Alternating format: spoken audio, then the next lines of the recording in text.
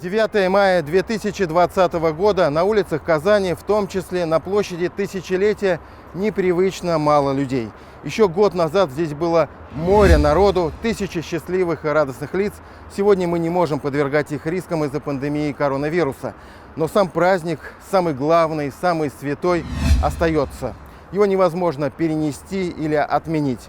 И в торжествах по-прежнему участвует вся страна, пусть и в новых виртуальных форматах. В этом году Великой Победе 75 лет, и мы ни от чего не отказываемся. Ни от парада, ни от бессмертного полка, ни от других мероприятий. Они были, есть и будут. Ведь 9 мая – это дата, этот праздник в сердце каждого из нас. Оттого 9 мая, несмотря на все его масштабы и красочность, всегда очень личный, очень трогательный праздник. И мы обязательно отмечаем его дома, в кругу семьи, с нашими ветеранами, с теми, кто еще в строю. Их эмоции дорогого стоят, их воспоминания бесценны. Главные герои этого праздника – наши ветераны. В этот раз для них самые оригинальные поздравления. Колонны военной техники проезжали по улицам Казани и заезжали в каждый двор, где живут ветераны. Победные песни и главные слова благодарности героям звучали прямо с боевых машин. День Победы! День Победы! День Победы! За 75 лет первый раз. Раньше мы ходили, конечно, на площади, а сейчас вот такой период времени. Главной площадкой праздника 9 мая в Казани в этом году стал Парк Победы. И пусть многие мероприятия из-за пандемии прошли без большого скопления людей, телевизионная трансляция на ТНВ дала возможность увидеть цельную информационную картину праздника. Цветы к вечному огню и монументу матерям и вдовам погибших солдат возлагают первые лица республики.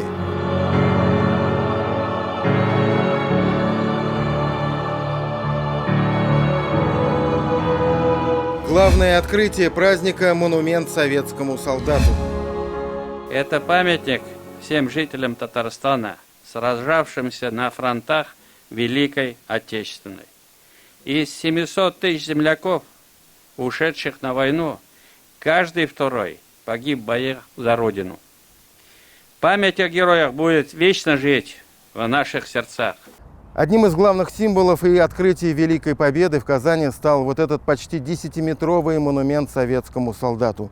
Прообразом памятника стал наш легендарный земляк, татарин из Башкирии, водрузивший знамя победы над Рейхстагом. Подвиг Гази Загитова, который он совершил вместе с группой других советских солдат еще 30 апреля 1945-го, долгие годы был безвестным. Архивы рассекретили только в 21 веке. Хотя в родном селе героя башкирском Янагушева о подвиге земляка догадывались, о чем программа «7 дней» рассказывала еще в 2012 году. Гази Загитов рано ушел от нас, всего в 32 года. При жизни он был человеком скромным, рассказывают его родственники. О своих подвигах много не распространялся. Гази никогда не рассказывал, что был он там, в Рейхстаге был, знамя водрузил. Это уже после его смерти только и отец, и все это узнали. Сегодня историки знают до минут и до секунд, кто действительно первым водрузил знамя победы над Рейхстагом. Мы знали только официальную версию, что по приказу Сталина из Москвы выбран русский и грузин для того, чтобы это было чисто символически. Спустя годы подвиг Загитова и подвиг всех советских солдат увековечен в Казани, что символично в Парке Победы. За самим монументом теперь гордо реет его, наше знамя победы.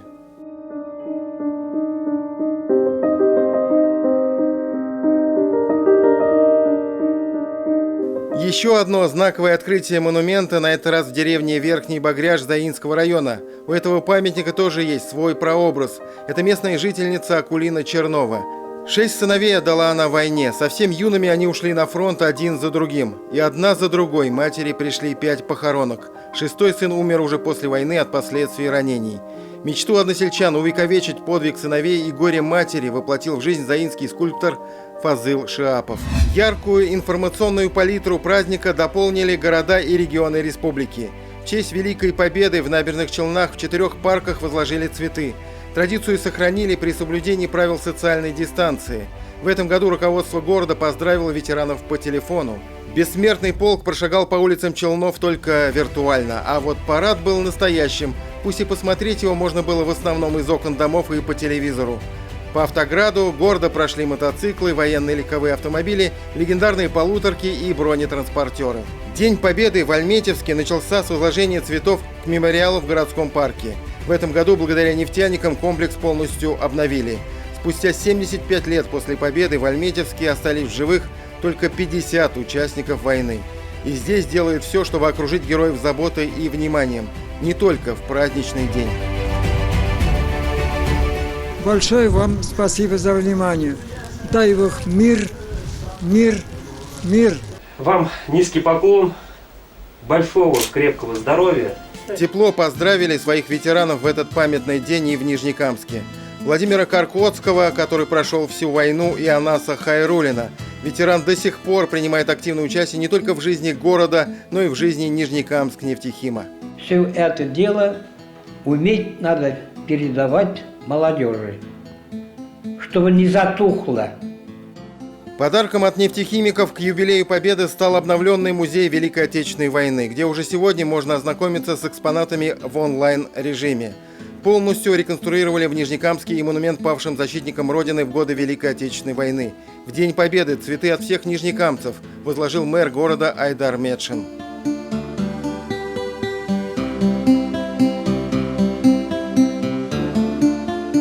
Победе 75. Елабуга отдает дань памяти павшим героям в этот святой день. От имени всех жителей цветы возложил руководитель района Рустем Нуриев.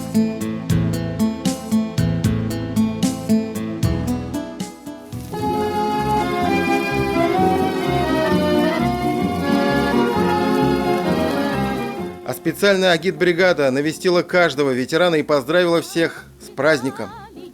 Я вас от имени всех елабужан поздравляю с Великой Победой! Очень тепло, душевно прошел праздник Победы в Ознакаево. В районе остались в живых 23 ветерана войны. 9 мая их поздравили и вручили подарки генеральный директор компании «Татнефть» Наиль Маганов, глава района Марсель Шайдуллин и депутат Госсовета Тахир Хадеев. Огромное спасибо всем ветеранам, всем тем, кто самоотверженно сражался на фронте. Огромное спасибо тем, кто самоотверженно трудился в тылу, тем, кто в послевоенные годы поднимал нашу страну. Мы это всегда будем помнить. Прошел запуск на 90. Главное шоу в юбилей подарили всем жителям Татарстана наши летчики. В небо взмыли вертолеты. 3 винтокрылые машины серии Ми идут строго друг за другом. Высота 150 метров, скорость 80 километров в час. Летят со знаменем Победы, российским триколором и татарстанским флагом.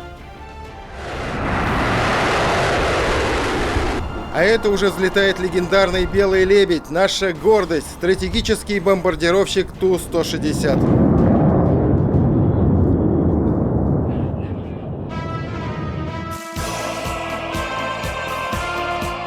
Главные фишки этого Дня Победы. Акции «Поем двором» и «Фонарики Победы» стали ответом наших граждан на ограничения в связи с пандемией. Ответом красивым, креативным, трогательным.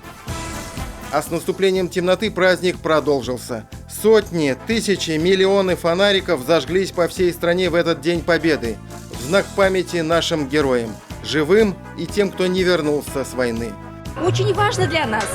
Наши деды не зря же воевали. Чтобы мы вот жили мирно, свободно.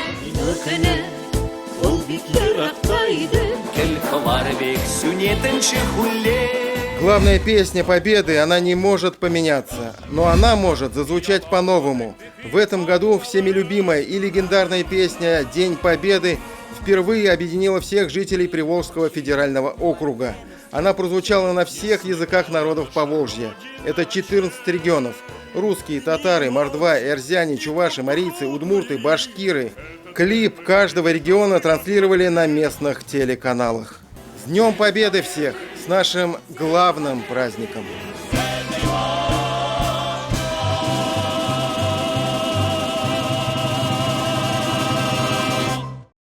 Все выпуски программы «7 дней» смотрите на YouTube-канале ТНВ.